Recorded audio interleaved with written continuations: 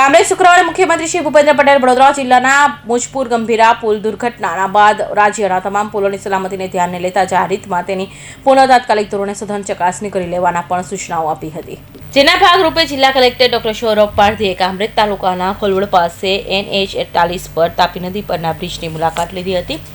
બ્રિજના expansion જોઈન્ટની સમારકામની કામગીરીને ધ્યાને લઈ બંધ કરવામાં આવનાર છે। તે સંદર્ભે કલેક્ટરશ્રીએ એક ટેકનિકલ ટીમને સાથે રાખી તાપી બ્રિજનું નિરીક્ષણ કર્યું હતું અને ટ્રાફિકને દિલ્હી મુંબઈ હાઈવે કિમના 4 રસ્તા અને સુધીના સેક્શન પર ડાયવર્ટ કરવામાં આવનાર હોવાથી નેશનલ હાઈવે ઓથોરિટીના અધિકારીઓ સાથે ચર્ચા કરી ટ્રાફિક ડાયવર્ઝન અને બ્રિજના સમારકામના આયોજનની સમીક્ષા કરી હતી। જિલ્લા કલેક્ટરશ્રીએ જણાવ્યું કે મુખ્યમંત્રીશ્રી નિર્દેશ અનુસાર જિલ્લાના નાના મોટા તમામ પુલોની ક્ષમતાની ચકાસણી ટેકનિકલ ટીમો દ્વારા કરવામાં આવી રહી છે।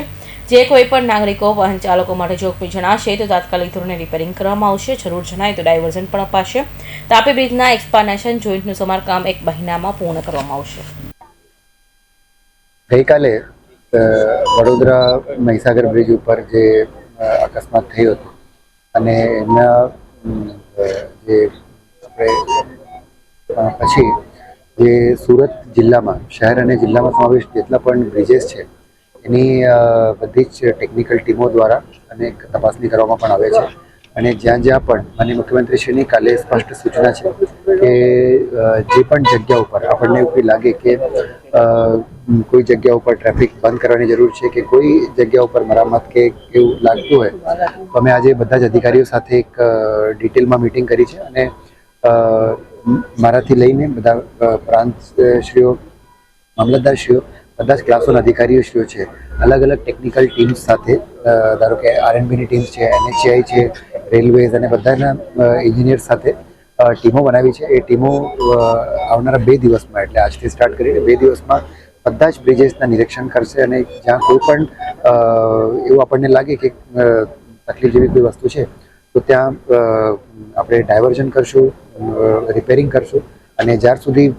આપણે સેટિસ્ફાય નહીં થઈએ કે બધું બરાબર છે ત્યાર સુધી જે છે આપણે એક બધી કામગીરી કરવાના છે। સર, અત્યારે આ જે ફ્લેટ જે છે તે એકદમ ખૂબ જ જોખમી છે, કેટલા દિવસ સુધીમાં શું લાગી રહ્યું છે કે ક્યાં સુધીમાં રિપેર થઈ શકશે? એટલે આ અમારું લાસ્ટ 15 દિવસ પહેલાંથી બધું NHAI સાથે પત્રવ્યવહાર અને બધું ચાલતું હતું, જેના કારણે આપણે એક પ્લેટ પણ મુકાવ્યું હતું। જૂનો બ્રિજ છે અને એક પ્લેટ મુકાવી છે, હાલ જોખમી નથી બટ છતાં આપણને એવું લાગે કે અત્યારે પ્રજાના એક હિતમાં થોડું ડાયવર્ઝન આપવા જેવું છે એટલે ગઈકાલે અમે નોટિફિકેશન પણ કર્યું છે અને જે ટ્રાફિક ડાયવર્ટ કરીને જેને કરીને ટેકનિકલ માણસોને કામ કરવા માટેનું ખુલ્લું સ્પેસ મળે એટલે કરીને આપણે પલસાણા ડાયવર્ટ કરીએ છીએ ટ્રાફિક। એકમાં જે નવા એક્સપ્રેસ વે છે ત્યાંથી જે છે બધા વાહનોને આપણે ડાયવર્ટ કરીએ અને અમારા 20 કે 25 દિવસ એટલે ઓલમોસ્ટ 1 મહિનામાં આ બ્રિજનું સમારકામ થઈ જશે।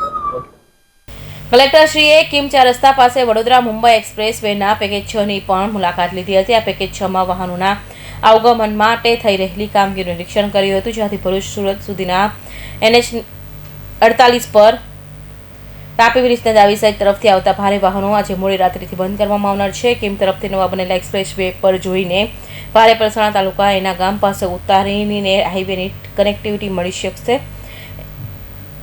NHAIના પ્રોજેક્ટ ડાયરેક્ટર સંજય કુમાર કલેક્ટરશ્રીને પુલના સમારકામ આયોજન વિગતથી વાકેફ કર્યા હતા। મગાભાઈ વિયાભાઈ ભરવાડ।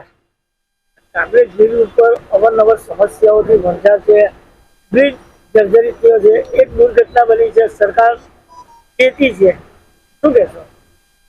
સરકારે જે ગંભીરા પુલ જે દુર્ઘટના ઘટી ત્યારબાદ ને ત્યાંથી 1 મહિના અગાઉ અહીંના આપણા ધારાસભ્ય પ્રફુલભાઈ પાનસરિયા સાહેબે રૂબરૂ વિઝિટ કરી અને અહીંની જે આ પ્લેટનું છે એનું નિરીક્ષણ કરી અને તાત્કાલિક પ્લેટ મૂકવામાં આવી અને નેશનલ હાઈવે નંબર 4 જે કિમથી એના સુધીનો જે હાઈવે છે બોમ્બે દિલ્હી એક્સપ્રેસ વે તો ભરૂચથી ત્યાં ડાયવર્ટ કરવાનું કામગીરી પૂરજોશમાં ચાલુ છે અને આવતીકાલથી ચાલુ થઈ જશે તે।